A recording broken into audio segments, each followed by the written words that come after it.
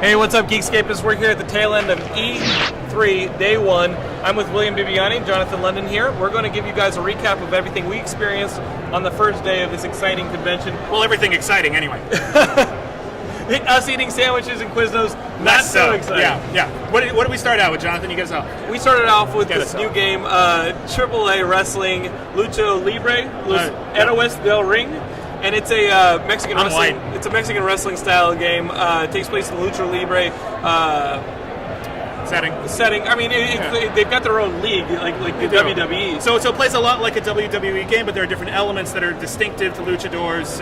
You can lose your mask in the multiplayer, and that affects gameplay. But also popularity. If the crowd doesn't like you, it's harder to win the game. Right. You get moves unlocked by having the crowd behind you. Exactly. So that's cool. What sucks about losing on multiplayer, if you lose your mask or you get your head shaved, you have to earn those things back by winning matches. Yeah. So that changes things up again, rather than just randomly going on multiplayer and playing people. There's something for everyone. What else did we see?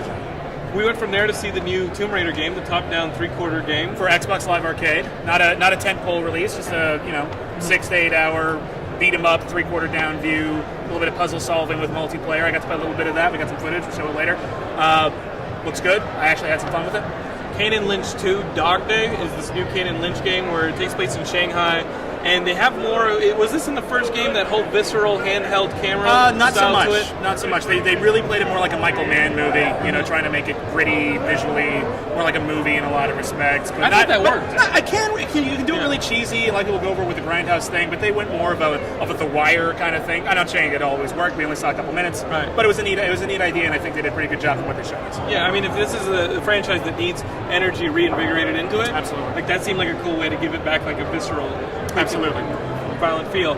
We went from there and we went over to the Nintendo booth. Yes, right? We did. And we got to play NBA Jam for the Wii, which worked very well with Wii controls. I had a blast. I felt like I was 10 again, or 12, or whatever. That was a lot of fun. It was a lot of fun. You and I do a pretty good 1-2 combo there on the court. We certainly did. Inside game, outside game. Indeed. I don't know what any of those things mean, but I'm glad we won the game. Then we saw a little bit. We didn't get to play it, but we saw Legend of Zelda, Skyward Sword. Or I'd like to think of it as the Burt Ward sword, since you're running around in tights the entire time. What do you think? It looked really cool, but it looked like Zelda. It didn't look like anything terribly new. We got to see a new boomerang that's like guided, and that's kind of neat. Yeah, and the differences I saw were the item select little menu that you can bring up. You can bring like an item ring, which wasn't in Twilight Princess. Because you always have to pause the game and everything. Hopefully, keep it move more quickly, more dynamic. It seemed like a game that seemed a lot more fluid. Yeah. And Link looked a little different, but a little bit, but nothing terribly game changing. Just looked cool. We did not see a 3DS. We did not. The line was huge. The line was huge. We're going to dedicate ourselves to that another time. But we saw a much shorter line for the Kinect. The Kinect and Sony Move had much shorter lines. Honestly, it looks like a Wii. Better graphics, but looked like a Wii. We got to see a little bit of Scott Pilgrim versus the World. Great little final fighter. Yeah, we're going to play the heck out of it. Looked fantastic. That is this year's Cash and Crash. And we finished our day with Grinder. Mm-hmm. Another beat 'em up.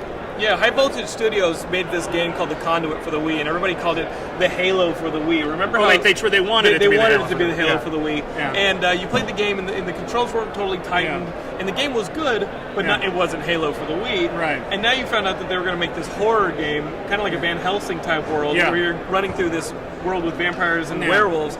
And you thought it was going to be first person. They showed us a game that's going to come to the Xbox, and it's more of a top-down, Hunter the Gathering style. Yeah, Marvel Ultimate Alliance kind of just reminded me of Gauntlet. Yeah, exactly. All those basically, and honestly, it looked fun. It looked cool. It looked cute. It was still really early, but it had a sense of humor to it, and it looked fun. What were you saying? I asked one of the developers, "Are we still going to lose our first-person Wii version?" Yeah, and he said no. So that looks like they're still trying to make a first-person shooter out of that, which is cool. One of the cool highlights of the day, too, was I got to talk to one of the main creators of the original Monkey Island series. So that was cool. That was very We had that Telltale interview as well as the interviews. It's like Andy Kaufman interviewing Howdy Doody. We have that interview along with William Bibbiani's interviews and a few more that I did coming up on Geekscape. So be checking the site for written articles coming out of E3, video interviews coming out of E3, and tons more, especially the news. And go on their forums, talk to everybody, and we'll see you guys here tomorrow for the recap of Day 2. Keep on keeping on, everybody.